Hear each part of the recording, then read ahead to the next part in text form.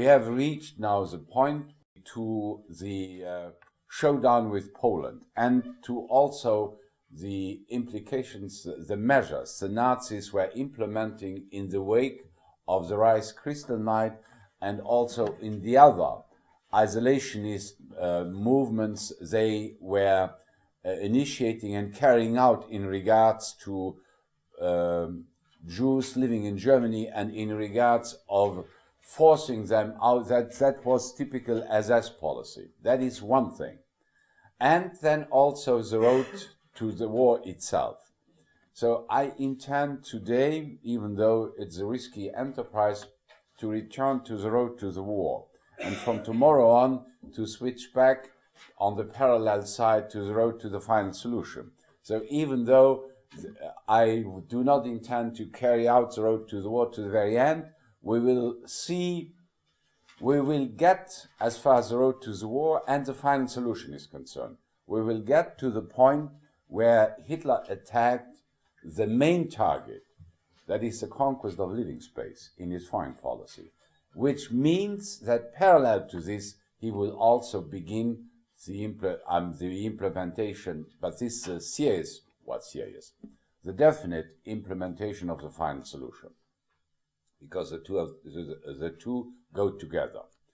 Now, before we resume now the war operations, I do not intend to go into the last details, but nonetheless, it is important that we examine nonetheless the different stages from September 1st, 1939 until June 22nd, 1941, when the real conquest of living space started, so that you will have the frame, the general warlike context, and also the outcome. That is how Hitler and the German army so far fared until June 22nd, 1941. Do you have questions at this time about what we have seen in class last time? Yes? About Hans Frank? Yes. Ask it tomorrow when we're talking about him, or should I ask it now? Well, you can ask it now. Okay. I mean, you can grill me anytime. Okay. Was he a judiciary of some sort? That's never really exactly stated. I have an additional question to you. The question you asked me gives me already some kind of an insight on what you know about Hans Frank. Did you read the chapter on Hans? I did read that chapter, and they talked about how he was involved in Hans Frank was a lawyer. He was a lawyer, the same as Frick, the Minister of the Interior, the same as Lai, the man who was put in charge of the DAF, the German Arbeiterfront. The same, no, Goebbels was not a lawyer, he was a doctor, but he was a lawyer. And he joined the Nazis, and Hitler even, at a given moment, when rumors were circulating, not only about Heydrich and his Jewish ancestry, but also about Hitler himself. So he entrusted Frank to make an investigation about his own ancestors and about who was his true grandfather. And because there was this kind of a doubt, and there were these rumors, could that not have been one of the two men, the old man or the young man in the Jewish household, where the grandmother was serving as a servant. And so Frank did this, and of course he fully exculpated, he fully between quotes, made it clear that Hitler's pedigree was absolutely clear and purely Aryan and what have you. So he was a lawyer, and he belonged to Hitler's, let's say, a little bit more educated or sophisticated advisors, like the other ones I mentioned, and he was then, when we will see today, when they defeated Poland, and when they divided up Poland into three areas. One they will abandon to the Russians, that is eastern Poland, the western part of Poland. These were the territories they anyway had wanted the Poles to negotiate with them about, to have those territories annexed by Germany, And then what was left now between the territories annexed by Germany and those which Stalin did annex on his side, there was then a central position with Krakow and Warsaw. The central area was put up then the same as for Bohemia or for the Czech area into a protectorate. They called it Protectorate of Bohemia, Moravia, as far as the Czechs were concerned. They called it here, the remaining territory, the general government of Generalgouvernement, the general government of Poland. And they had to have then a Nazi governor who would rule in the name of National Socialism. And Hitler appointed to this position Frank. And Frank picked then as his headquarters, as the main city, the historical place, Krakow. And he did it because the Nazis came on then with fancy interpretations of history that Krakow had been somehow a German city and so on. So that is how Hans Frank was appointed to be governor, and he made even a joke. You know, the Nazis had a very peculiar sense for humor and making jokes. So they called that Germany was flanked, was surrounded by two Frankreichs. One was France, the traditional one. The other one was a general government because Frank was the head of it. That was Frankreich. That was one of their special senses of humor. But wasn't he just like a figurehead for Poland? Because it said in that Kruger, I guess, who's in charge of the SS and police, basically just did whatever he wanted. Okay, well, you touch now a basic question which is not only relevant for the situation in Poland, which is relevant for everywhere. Hitler systematically used, I would say, a multiple authority situation to play one against the other, so that when difficulties did arise and when they quarreled amongst themselves, who could then decide? Hitler. So in other words, there was Krüger, and you will see a picture of Krüger when we go to the Gestapo house in Krakow, where you will see Krüger and also the other SS leaders.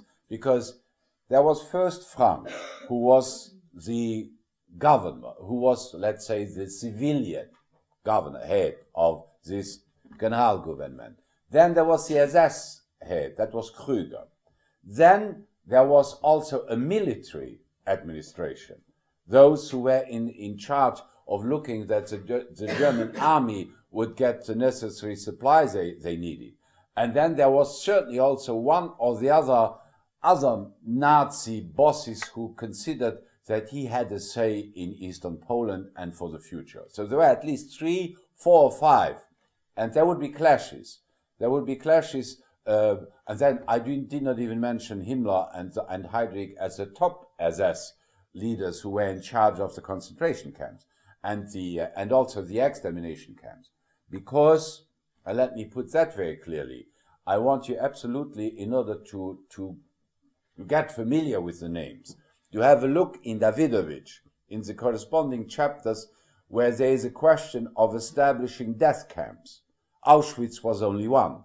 Before Auschwitz, there was Kulm or Kelmno, there was Belzec, there was Majdanek, there was close to Lublin, and there was Treblinka. There were 6 camps, 6 death factory camps. Of these 6 death factory camps, Auschwitz was the biggest because it was associated at the same time with a concentration and labor camp. For of the 6, there were at least 4 who had no other function, and they were even destroyed at the end of the war. There were 4 who only served to kill people. The trains who arrived there would immediately discharge their passengers and bring them to the showers. In Auschwitz, a selection was made. There was one of the other camps, I forgot, it might have been Majdanek, where they also used, they had labor barracks, but all the others were death factories. Now, they were located in the general government. And the same as Himmler and Heydrich were the top responsibles, Krüger was then the responsible for the other SS policies. Hitler would always divide and play one against the other. That was a part of his view, and that was a part of National Socialist Germany. This kind of division of authority, this kind of rivalry and competition between higher-ups, and where either the stronger one would impose himself, or they would fight it out and ultimately bring the question to him, and then he would decide. So he would always have the last word. Do you have another question related to Frank? You can ask questions now. I will ask you questions tomorrow, and you can ask me questions tomorrow too. Yes? How did Haas die? Huss? Yes. That you gave yourself in through your question. Because in Fest, it is mentioned that he was discovered because his wife gave him in.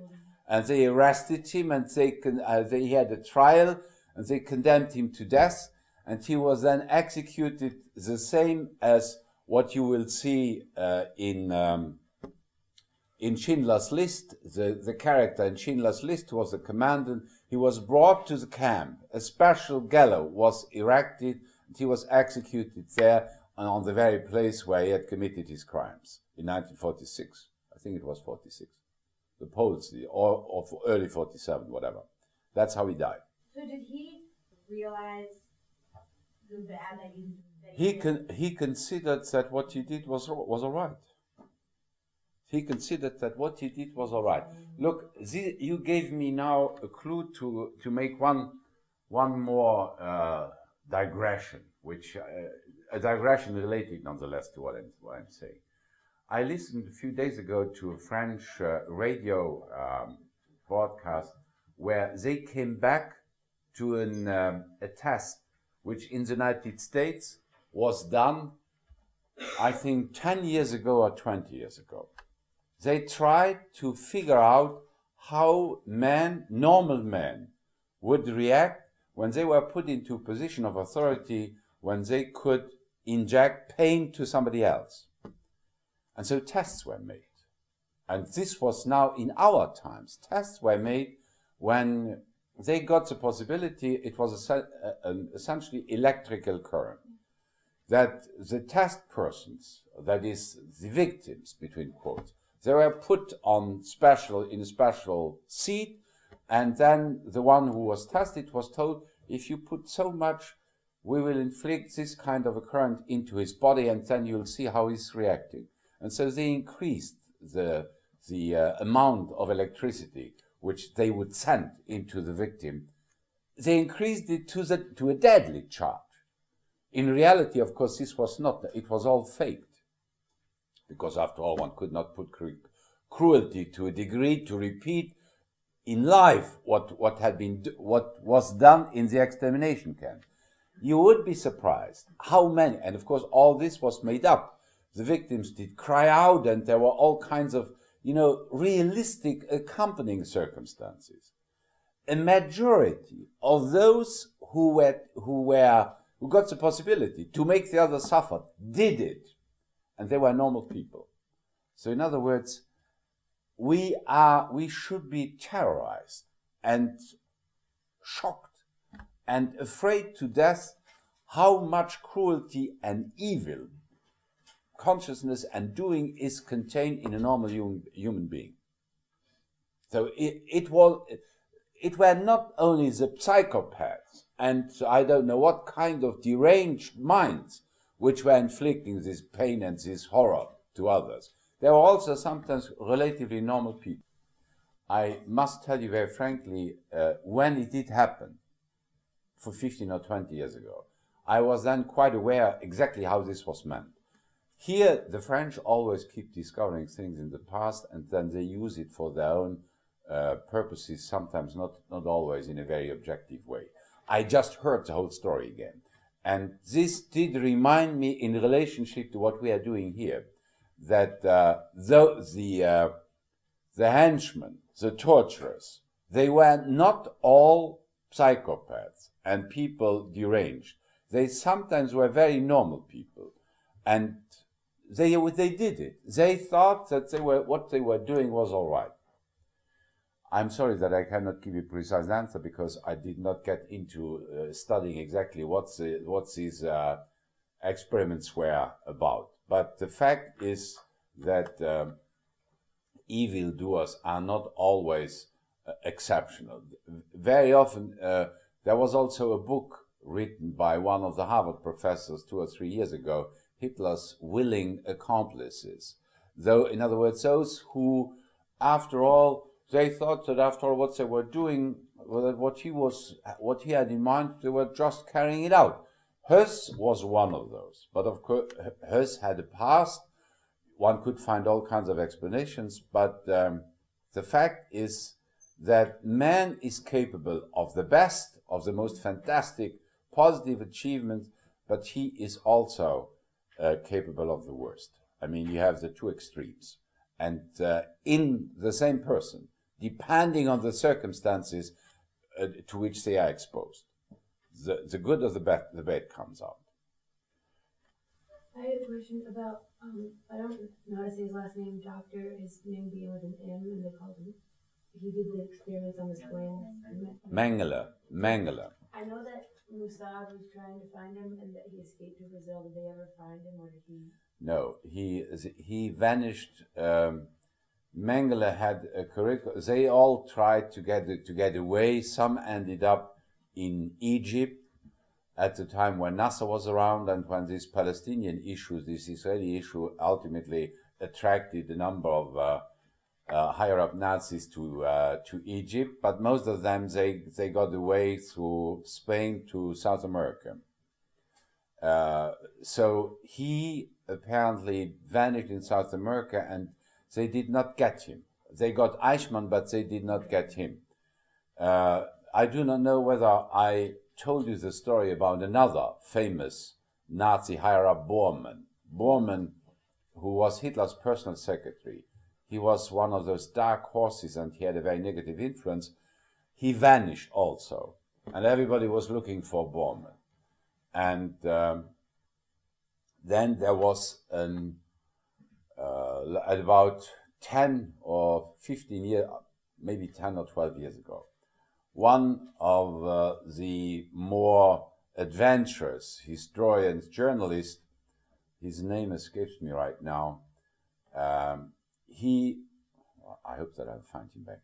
He developed the theory that Bormann had gone underground in Brazil, and then that he had even discovered a Brazilian, a poor fellow whom he had arrested. He was a garage owner. He was put into a jail, and they started interrogating him to make him admit that he was Bormann. You know, when you make a fixation on a name, you don't find him. Well, I will certainly find this fellow back. But you know what happened then? As in Berlin, there were great works were done all over the city, great buildings, and so they were, with the bulldozers, they made foundations all of a sudden in the neighborhood of Hitler's bunker, where Bormann and his accompanying aide de camp was an SS colonel, where they had escaped. All of a sudden, in this foundation building, they found two bodies.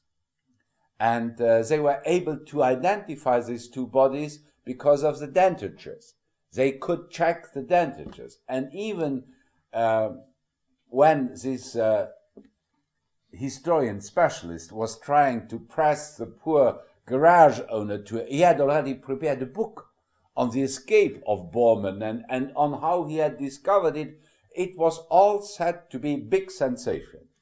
Then the bomb exploded. Here, Bormann died, because when he escaped with his SS companion, a bomb hit the area, and so they were practically covered under the rubble of the house, which broke down, and so his skeleton was discovered, and so it came out that Bormann had died in Berlin in the last days, when others, of course, had tried to escape.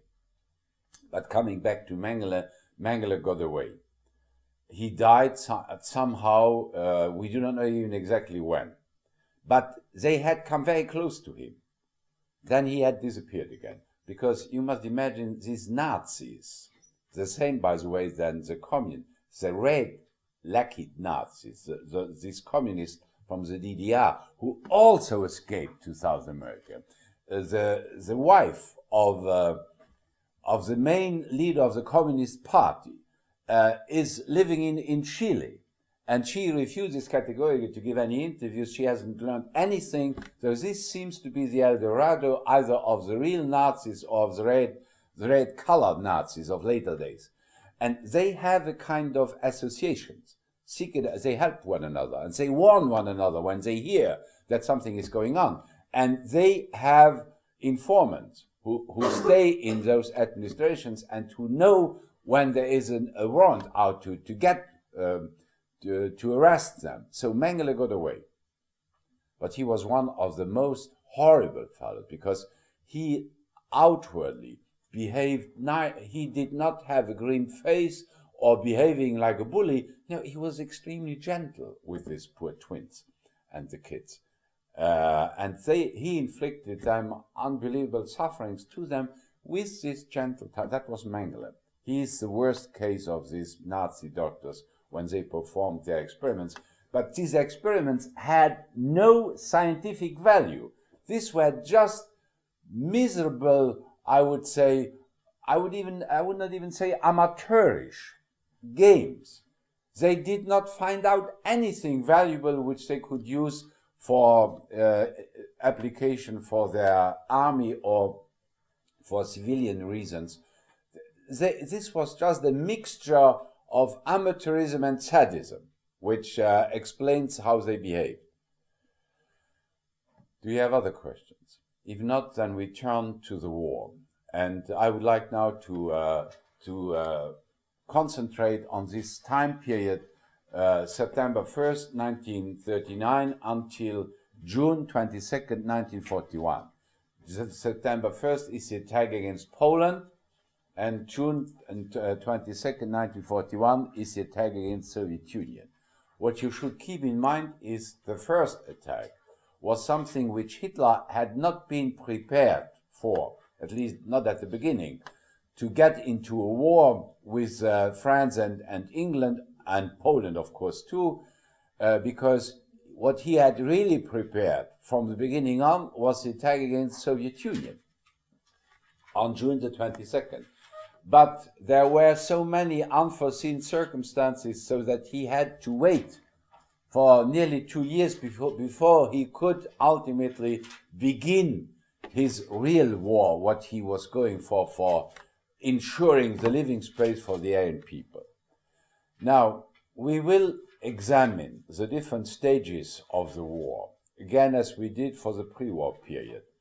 The year 1939, then we get into the year 1940, and then ultimately to the year 1941. What I would like you to keep in mind, nonetheless, is a general, I would say, a basic idea.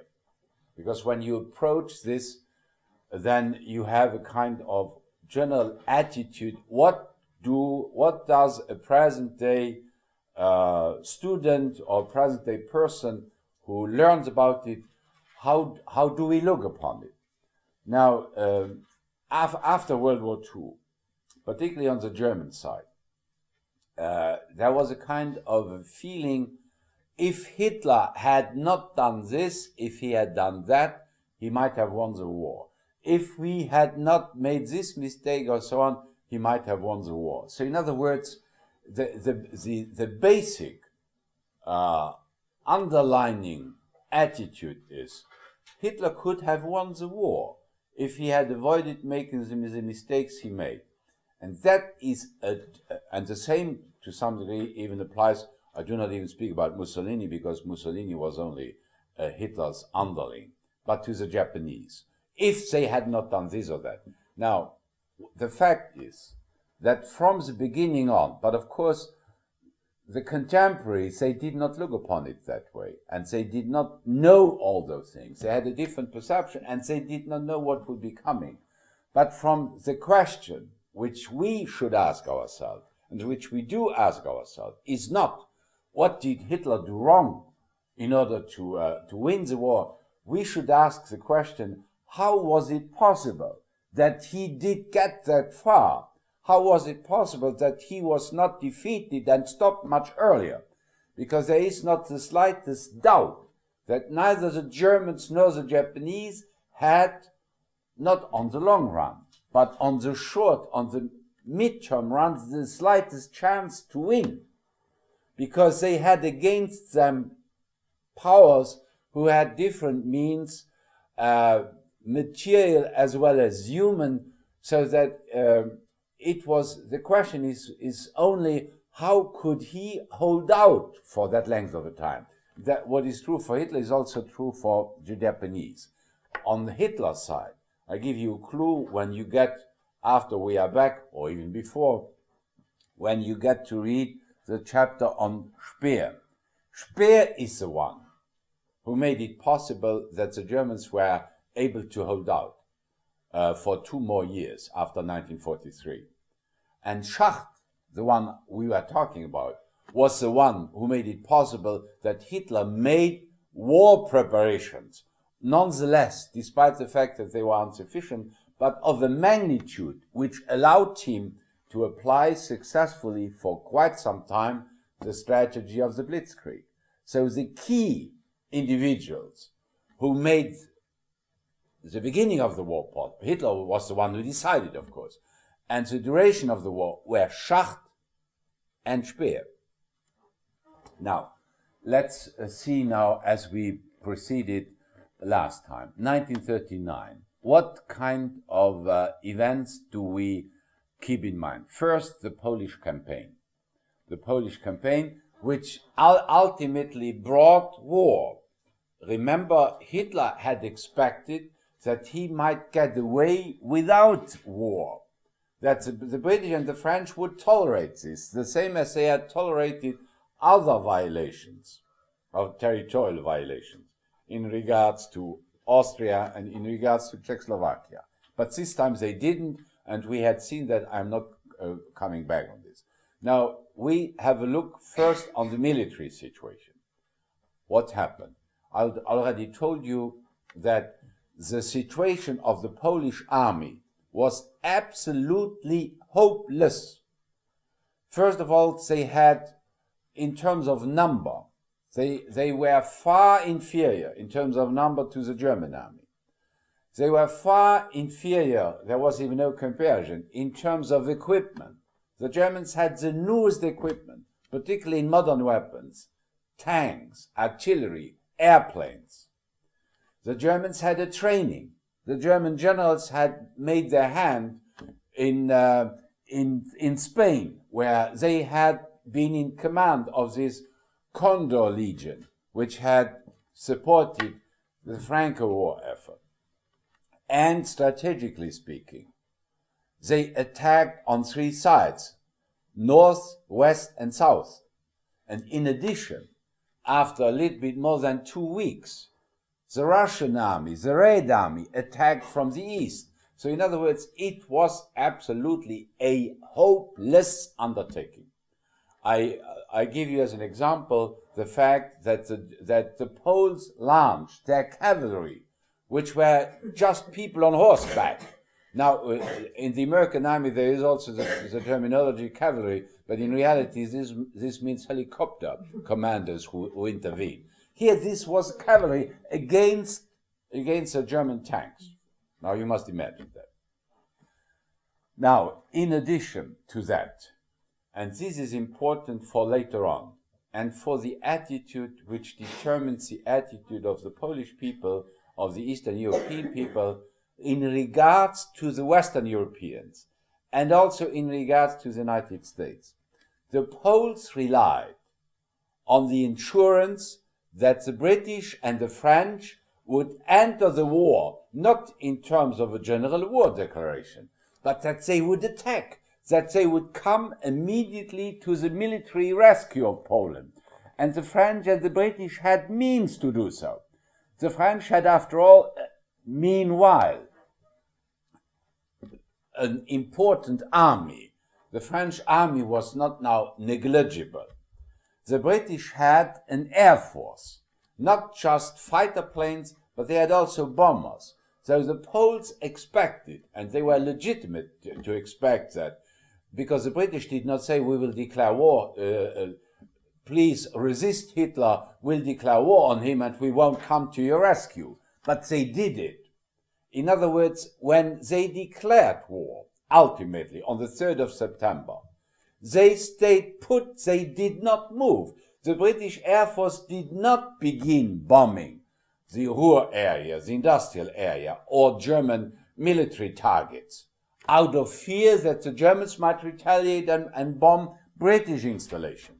The French army acted and reacted the same way in 1939 as they had already told their own government in 1936 at the moment of the Rhineland occupation. They said, we have no offensive plans, so we wait for Hitler to attack.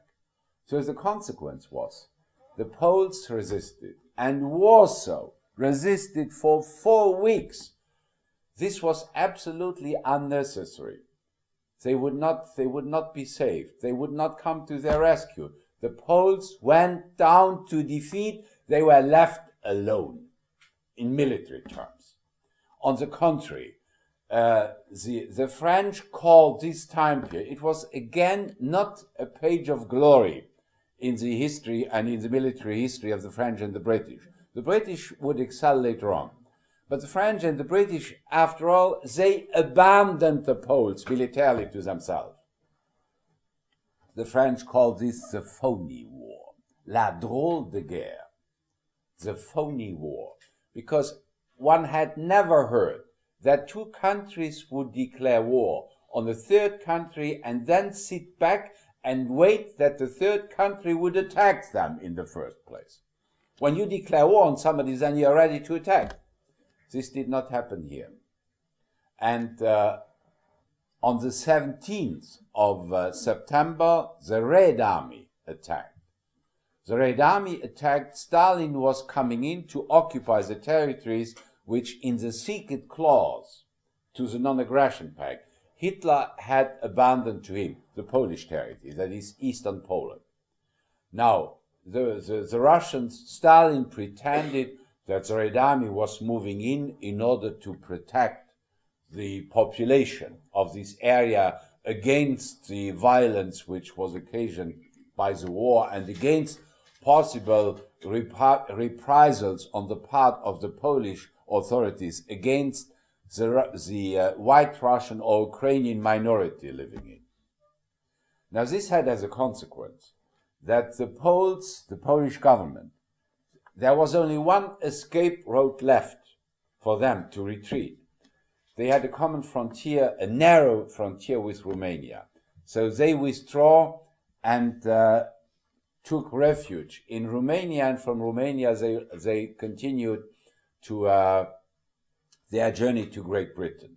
A number of Polish military, particularly pilots, did the same. But, and now we come to a very tragic thing, the great majority of the Polish army surrendered to the Red Army in eastern Poland. And also, not only the army as such, but also the officers. We do not know how many. They might have been 8,000, 10,000, 15,000.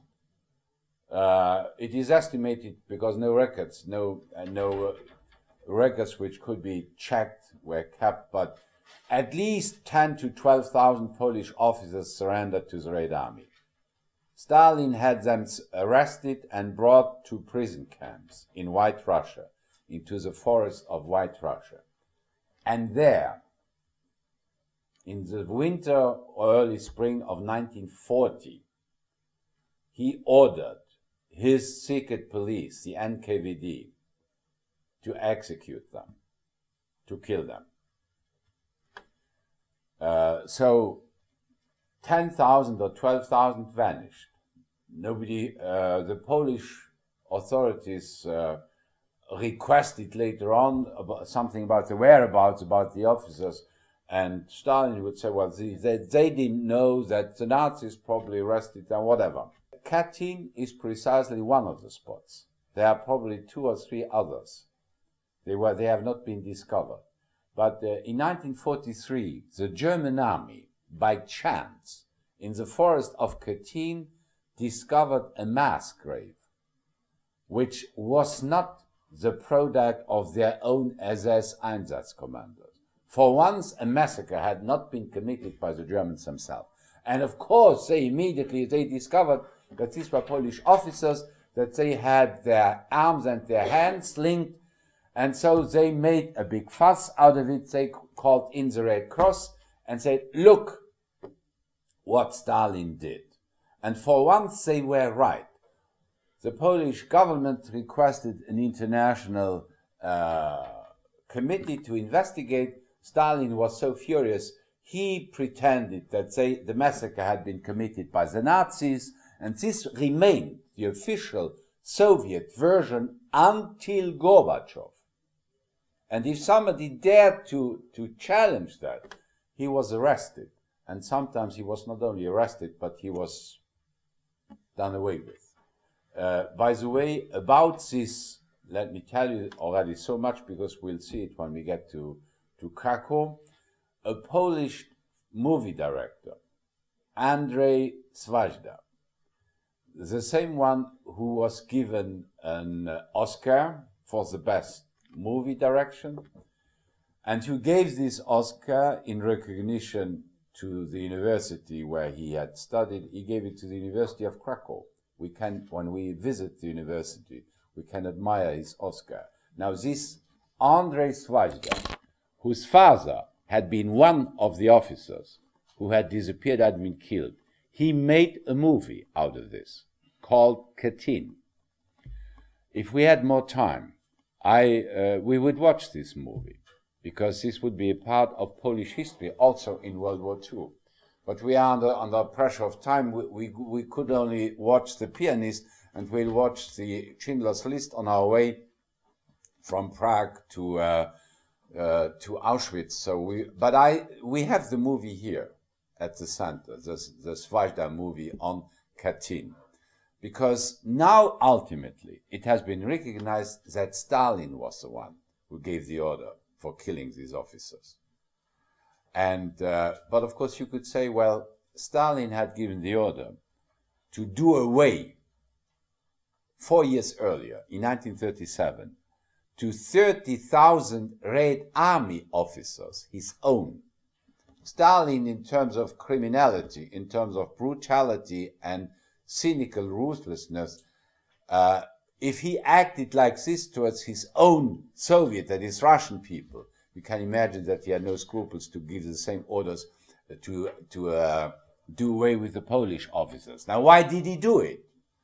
Because he knew perfectly well that if these officers would survive, the Polish army was staunchly anti-communist and anti-Russian, that these officers would have been a reservoir for opposition after the war. And this will also be the reason why the Russians would not move their finger. Remember in The Pianist, when in the last sequences of The Pianist, when the Red Army moved in. But the Red Army moved in November 1944, when the Germans had destroyed Warsaw and when they had arrested 15,000 underground Polish nationalists whom they were doing away whom they shot or they brought them to Auschwitz. Why did they do this? Because these same 15,000 would have been enemies of the communist pro-Russian regime if they had been allowed to live. Okay. This so far for this Katyn thing, but coming back to the events now. Ultimately, when Warsaw was already under heavy shelling, and when practically every fortified place, except for one on the Baltic Sea, had surrendered, Warsaw did surrender. So in other words, in late September, Warsaw surrendered and the Germans occupied Poland. Now, we do not have sufficient evidence, and I think future historians have to work that out.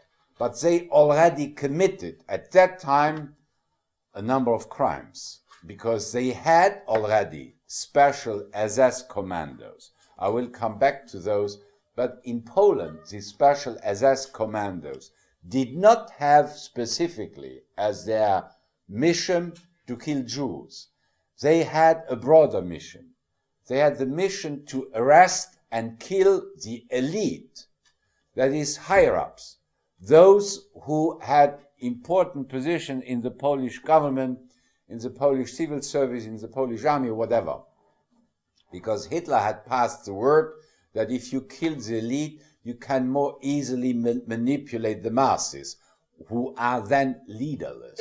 That is also why, and we will see that when we get to Krakow, that they arrested the professors of the university, where they planned to do away with them. But ultimately, before facing the outcry of the outside world, they ultimately, after having arrested them, they did release them again. It is sometimes difficult to understand why they did take into consideration moral pressure and why sometimes they did not. In this case, they did, because there were nonetheless, also among the German establishment, there were many university professors and many students, and not all were Nazi unconditionals. So in other words, it was to take into consideration that they should not unnecessarily strengthen the internal moral and political opposition inside their own country and also towards the outside world. They released the professors. But not all were still alive. 2 or 3 had died meanwhile. But coming back to Poland. So the Polish campaign was the demonstration of the successful application of the Blitzkrieg strategy. The Polish army was done away with in three weeks. You could even say in 2 weeks, because the Warsaw resistance was essentially due to the hope that ultimately the French and the British would intervene militarily and save Poland. That of course did not come, and that would have been impossible. But you have to keep that in mind, so that if England and France went to war, it was not in the first place to save Poland, because Poland couldn't be saved when they were attacked, because the Nazi forces were far too superior, not to mention the Red Army moving in. But it was essentially to begin a war which could only end with the defeat of Hitler and the Nazis, that is, of the country which was upsetting the balance of power in Europe. And in that regard, we could say that even if on the long run Hitler was defeated, not because of the French and the British alone, everybody knows that, but in terms of political and diplomatic attitude, the Poles were betrayed in 1939. They were not held militarily as they expected, and as they were entitled to expect it, because Chamberlain had repeated the military reinsurance that Great Britain would go to war. And of course this could only mean, how would you interpret this? That they would come to the rescue of the Poles, but they didn't. On the contrary, the Polish political and military refugees, they ultimately ended up in England. And the Polish pilots were they were a certain number of them who fought with the British Royal Air Force to protect England during the Battle of England in 1940. Now, let's come back to the operations. So once the war with Poland was over, Hitler turned to the British and told them to make a deal, to make peace, to end the war, because after all, they had entered the war to save Poland, and Poland couldn't be saved. It was over. But of course, Chamberlain refused.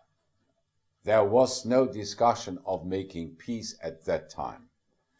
And so Hitler, each time when he was opposed, when somebody said no to him, he flew into a rage and immediately gave the order as a kind of retaliation against this no. So he ordered the German army to get ready to attack in November on the western side against the French and the British. The British had meanwhile sent their army in as much as they had an army, because the British army was not as skeleton type army as the US army. You know that when the war came in the United States, your country had about 10, maybe 15,000 soldiers. And most of those were stationed in the Philippines and in other places, not even on the German mainland. The British had an army, but not comparable to the French army. The British sent over to the continent in order to back up the French in case of a German attack, something like 300,000 soldiers. And they would move in behind the French fortification line, the Maginot Line, which they had built, remember, and after World War, in the late 20s, early 30s, between the Swiss and the Belgian border. So, Hitler gave the order to get ready for an attack. But this attack did ultimately not come, for two reasons. On the one side, the German generals objected, because they told Hitler that they needed time to repair the war material, because after all, even the war did not last very long, but the armored divisions and the motorized divisions, they had all kinds of damage. In other words, they needed several months to get ready again for the next attack. And the second thing was that in November, the meteorological situation was very bad.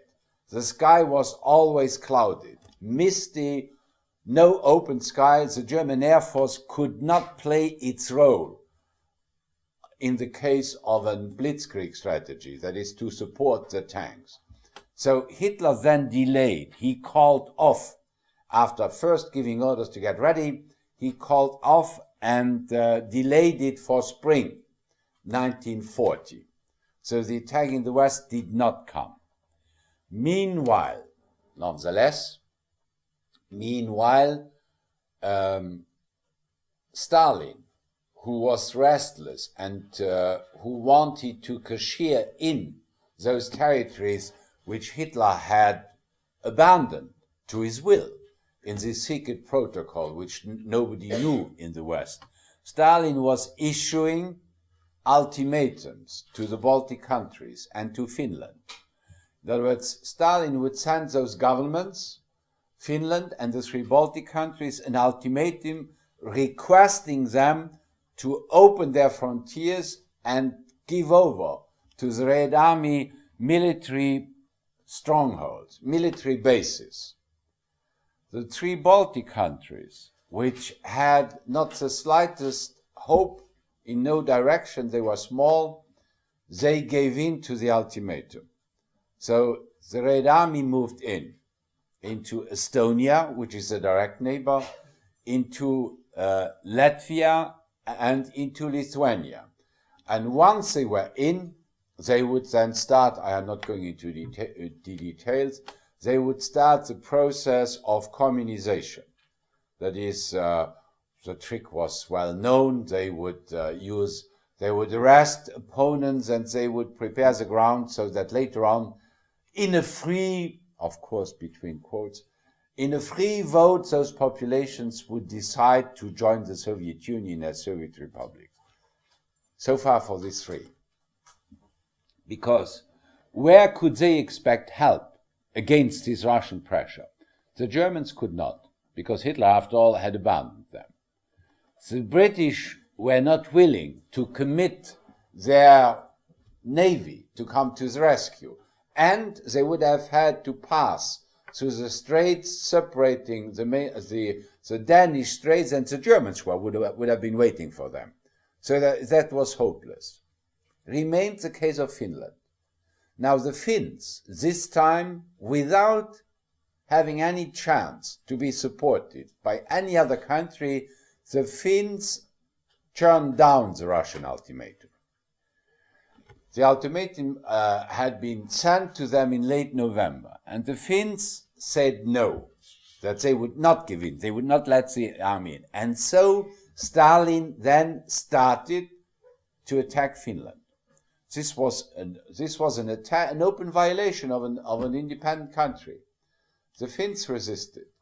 Stalin did commit for this attack against Finland, not the whole Red Army, because the space would not have been sufficient, but 20 divisions of something like 170 or 180 Red Army divisions were committed to the war against Finland. But the Red Air Force started bombing Finnish cities, also the capital, and the war started. Now, the Finns had immediately, in the immediate frontier with the Soviet Union, that is opposite of Leningrad, of what is today St. Petersburg, that is an area called Karelia. They had built up a fortification line, the same as the Maginot Line. There was a fortified line where the Red Army could not break through, at least not that easily. But what was a wide open terrain was the eastern frontier, from the Arctic Sea down to the Ladoga Sea. That is, you have 1,500 miles of forest, of morass, of swamps. Here, of course, it was a kind of no man's land. And the fighting did take place, among other things, there. The Finns resisted, at least unexpectedly, for more than 4 months. You must imagine, this little tiny country, Finland, resisting the Red Army. They would not only resist, they would even inflict defeats on the Russians. The Finns knew the terrain perfectly well. This was winter time. There were no roads where easily armored divisions or whatever could advance. And so the Finnish resistance lasted from November 1939 until March 1940. It was at that time that they had to come to terms, because nobody came to their rescue.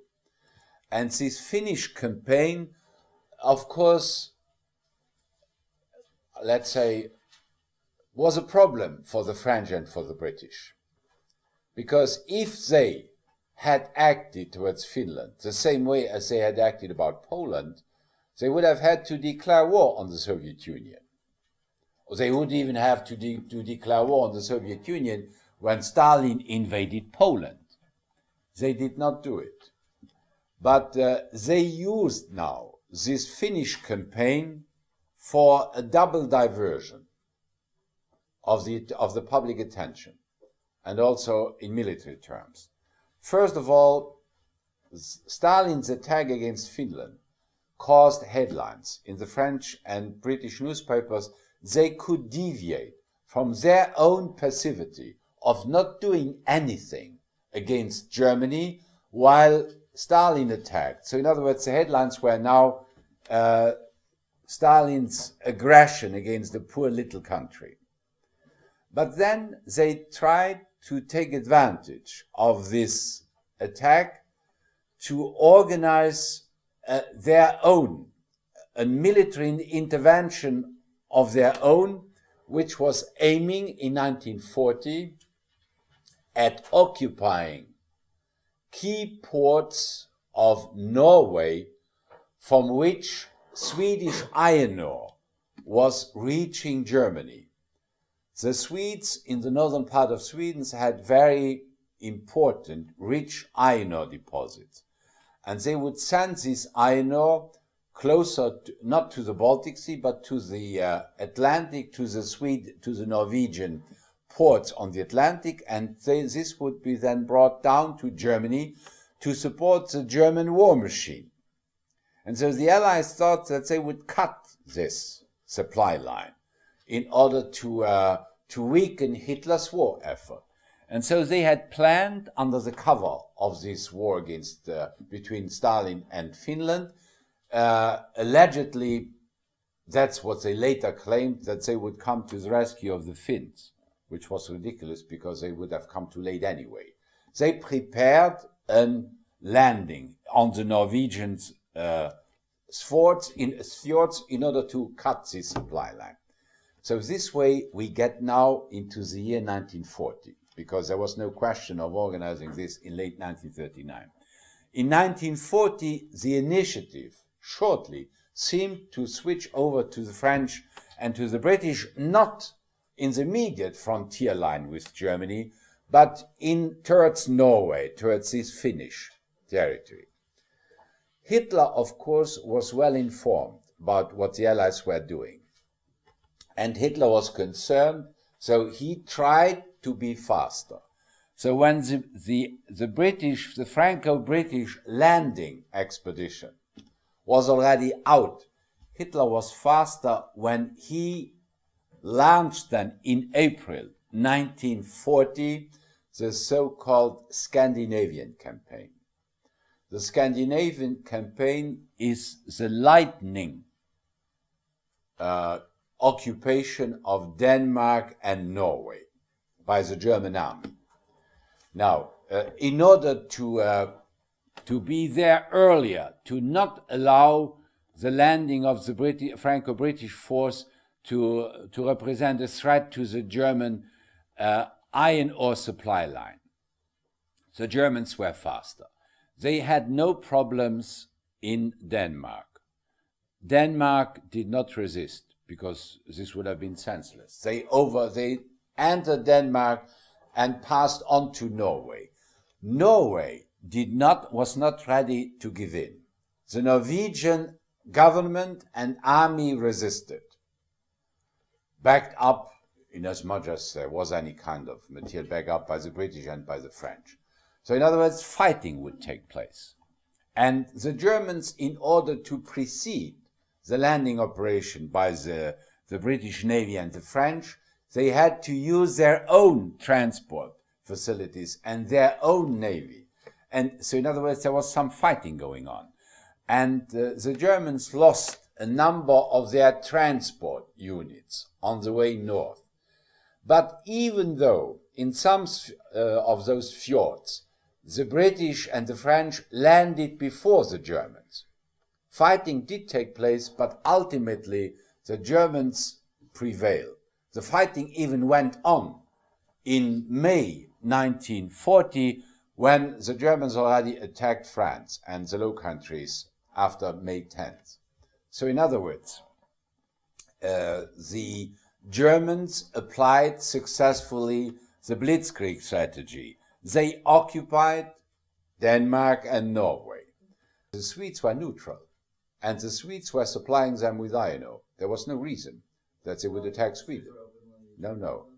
The Swedes, as the same as the Swiss, they were neutral in World War I and in World War II. And one of the reasons why neither the Swedes nor the Swiss were particularly popular in the West was that they were making money with the Germans, and their neutrality in reality was an asset for Hitler to continue his war operations.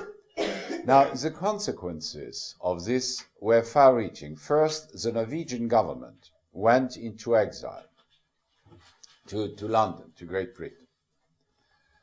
The Germans, by occupying now the Norwegian fjords, found naval bases for their own navy.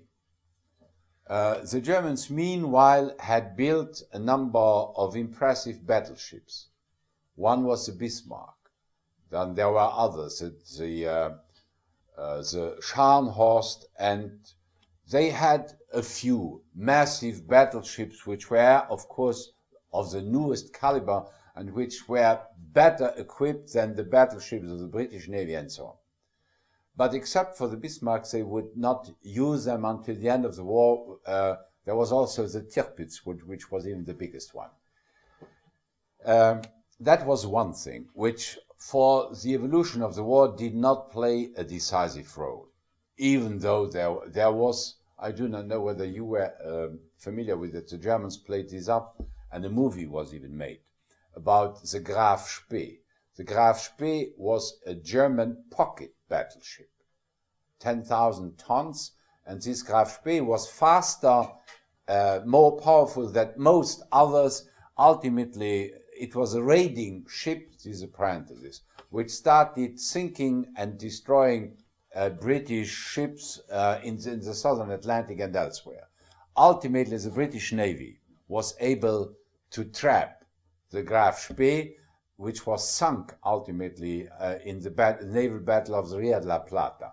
And Hitler made something again out of it, like a Wagnerian heroic drama when the Graf Spee was sunk by the British Navy. I leave that aside. But there is another thing which nonetheless is more important. The Germans also got the Norwegian airports on the Norwegian coast. Now, from these airports, they could reach Scotland, and they could reach the main bases, the British Pearl Harbor, which was Scapa Flow in northern Scotland. So in other words, the British military installations, particularly the naval ones, would be exposed to the German Air Force from those Norwegian ports on. But nonetheless, in other words, Hitler could be satisfied. He had taken by speed the British and the French, and so now he gave the order in May, or in late April, May, for an attack in the West, for the real attack against the French and the British, against the French, because it would be a continental attack. Now, in this regard, we proceed now again in three ways: origins, events, consequences. The origins were simply the other campaigns, Poland, and they were important, but nonetheless they were minor military operations compared to what he now was doing in the West. The origins was simply that the French and the British had declared war on him. So in other words, before he could turn against Stalin, he had first to settle accounts with these Western powers, either to defeat them or to create a situation where he would have his back free. And so it was logical that he would ultimately attack. And that is why he gave the order which he had already delayed in November. Nonetheless, between November and February 1940, an event had happened which changed his strategy. The original strategy Hitler wanted to apply in his attack against France and against the Low Countries, because he would now include, for him these were peanuts, he would include also the invasion of Luxembourg, of course, with our powerful army of more than 300 sturdy fellows. The fate of the war might have been different had he spared us out. So, and Belgium and Holland, this time Holland was also on the target. Holland was not on the target in World War I. In World War II they were. So he wanted to apply exactly the same war plan which the Germans had, let's say, badly applied in 1914. That is, to have the German right wing pass through Holland and Belgium and and turn around and enclose the French and British army behind the Maginot Line. That had already been more or less the vision in World War I. There was no Maginot Line at the time, but they calculated with the same kind of strategy, and it had failed. Now, what happened was a German staff airplane got lost on a communication inside Western Germany, and the pilot and there was a colonel who was carrying war plans, at least some of those plans. He was forced to land in Belgium. Before he could burn all his plans, the Belgians arrested him and got the plans, whatever was left. And even though Belgium was neutral after the Rhineland occupation, remember, everybody knew that the Belgians had excellent contact to the British and the French, and that they would communicate what they had captured in terms of German staff plans. And that's what they did. So Hitler knew that from now on, the Allies knew what he was going after. And so he decided then to change. Abruptly, he then decided to apply a new plan. And this new plan had been devised by one of his tank commanders. This tank commander was General Manstein. Manstein had developed a plan which, unlike the movement of the right flank, meant a direct attack on the center. That is, the German armored divisions would try to attack and break through the French line just north of the Maginot Line. The French city north of the Maginot Line is Sedan, S-E-D-A-N, where the French had already suffered a full defeat in the Franco-Prussian War of 1870-1871. Now, this was a very unlikely plan because, first of all, the armored divisions would have to go through the Ardennes. Now, the Ardennes, as you know, is a hilly and forest area which tanks are much more easily movable on flat land, open space. So in other words, technically speaking, had the French known about it, it would have been easy to stop the tanks in these forest areas. But of course, the surprise did play. Nobody expected that the Germans would be that crazy to send their tank division through. So the surprise did fully play. And then, instead of wheeling westwards to the south to capture the French army, the Manstein plan implied that he would wheel northwards because the French and the British, who were unaware that the Germans had changed their strategy, they still thought that the German right wing would be coming. So they moved all their available forces, 500,000, northwards to meet the Germans, as the Belgians had correctly assumed in Belgium. So in other words, the Franco-British forces had moved north. So the Germans, by breaking through at the center in order to capture them, wheeled to the northeast, northwards, to try to encircle them in their movement where they went at the encounter of the German army of the right wing, which did not come. Now, what happened? So this was the strategy.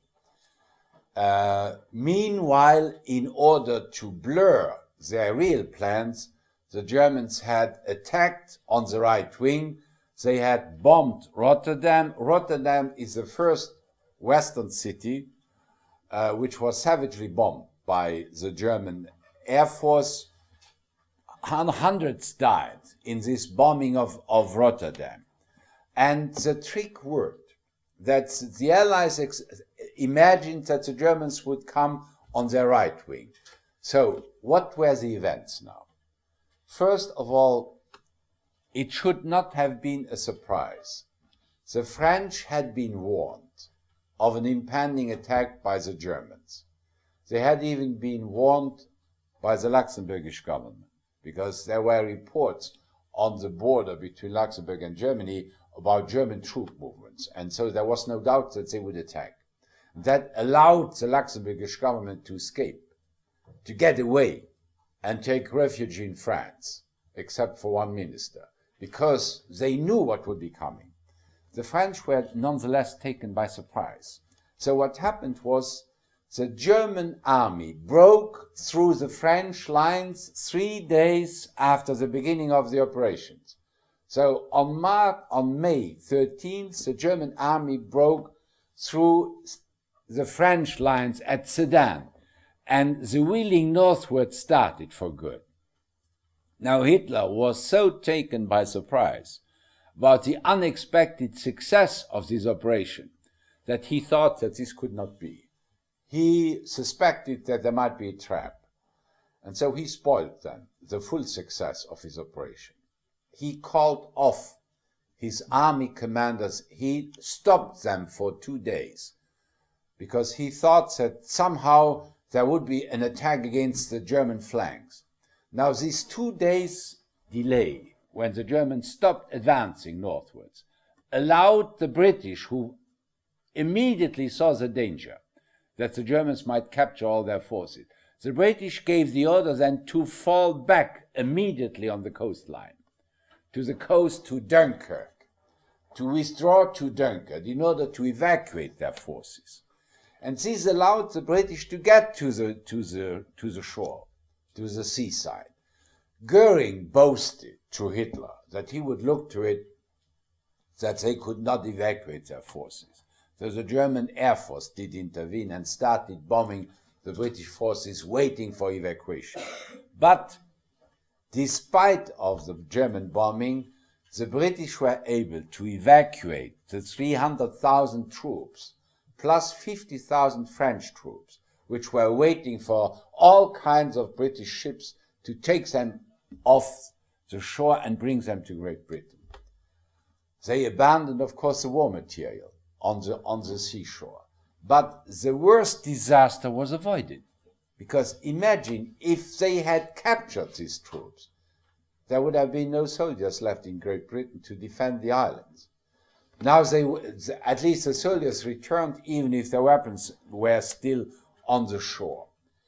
Now, once this happened, the German forces turned southwards now, the tank divisions, and every attempt by the French to build up a solid front line failed. The Germans broke through and they started threatening Paris at once. So the French government gave the order for their own, let's say, political responsibles to fall back to Bordeaux, to evacuate Paris, abandon it to the Germans and withdraw to Bordeaux, that is to the southwest of France. Also, all the other governments, our government too, and plus Belgian ministers and whoever was around, were demanded that they should leave Paris and take refuge to the south. The German advance would not stop there. The Germans pushed southwards, and even in Bordeaux, the French government was now facing an agonizing decision. Would they continue to fight? Would they withdraw to Algeria, to Northern Africa? Or what would they do? Ultimately, they called in the man who, as a military commander, a marshal, had won the Battle of Verdun in 1916. And that was General or Marshal Pétain. Pétain, you write it P-E accent A-I-N, Pétain. Pétain was a man in his early 80s when he was brought in order to save France. Pétain. Now, watch out. One of your more humoristic predecessors, instead of writing Pétain, had written Putain. That is a little bit different from the name one would give a marshal.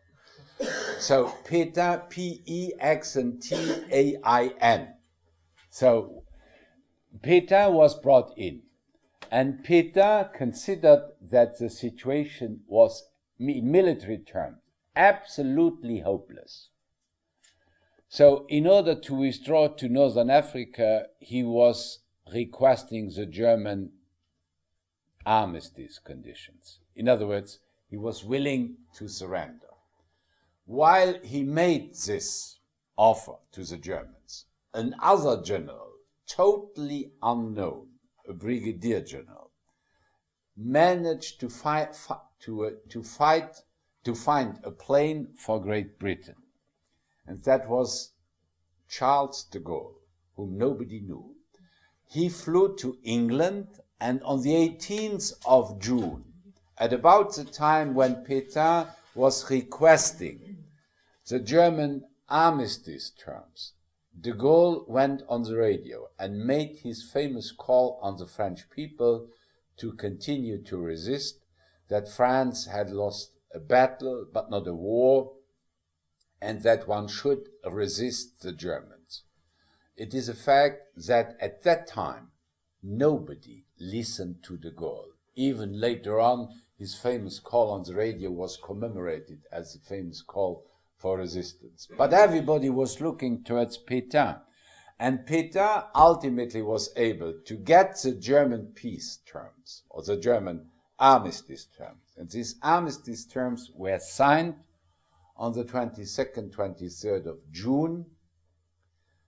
That is, the war had lasted only 6 weeks, and Hitler looked to it that the armistice was signed in the same train wagon where the Germans had in November 1918, on the 11th of November, signed the armistice after World War I. This train wagon was taken out of the museum, brought to the same spot, and the German and French generals came and signed this. This was Hitler's great satisfaction, that the stain of the defeat of 1918, where he could never get over it, was now erased when the French signed their armistice, exactly in the same train wagon. For Luxembourg ceased to be new. The Belgians surrendered. The Dutch government and the Belgian king stayed behind with his army, but the Belgian government went into exile to London. The Dutch queen and the Dutch government went into exile to London. The Belgian king will later on pay with his throne the fact that he stayed behind. He was forced to resign, and his son will take over in 1950. In other words, there was a political crisis in Belgium. But coming back to France, what were the terms of this armistice? The terms were that the Germans would occupy all of northern France and of western France, that is the Channel and the Atlantic coast, plus of course a certain amount of territory towards the inside. France, the French government, and Paris was in the German occupation zone. The French government, in order to establish its siege, would have to move to central France. So the French would only keep their sovereign, in as much as you can call this sovereign, territory, the Mediterranean coast, plus the central part of France. The Channel coast, the Atlantic coast, Paris, they were German-occupied military area. The French kept their colonies, Northern Africa. Pétain signed this treaty with the Germans, and from that moment on started the place in central France where he settled down was a spa area called Vichy, Vichy, Vichy. That is why his regime, who stayed in power in France for the next 4 years, will be called the Vichy regime. Now, the Vichy regime always had a bad taste of collaborationists. It was a French right-wing government which collaborated with the Germans in every way. The French will be those, more than any other government in occupied Germany, who will deliver its Jewish population to the Germans, which is still now a stain in the history of France. But important is that it was a victory for Hitler. It was the victory of the Blitzkrieg strategy. And so once the French had surrendered, Hitler would turn towards the British and say, let's make peace. You see, your ally is gone. But in England, meanwhile, an important change had taken place on top of the government. On May the 10th, the very day when Hitler attacked on the Western Front, Chamberlain resigned, and his successor was Winston Churchill. And Winston Churchill did not even bother to answer Hitler's offer to make peace. So the war would continue, and Winston Churchill was more decided than his predecessor to fight this war to the finish. But for the time being, the situation of England was extremely delicate and difficult. So the British hour of glory had come, that they were staunchly determined to resist. We'll see tomorrow the Battle of England, then the other campaigns, and then we turn back to towards our road to the final solution. Let's stop here.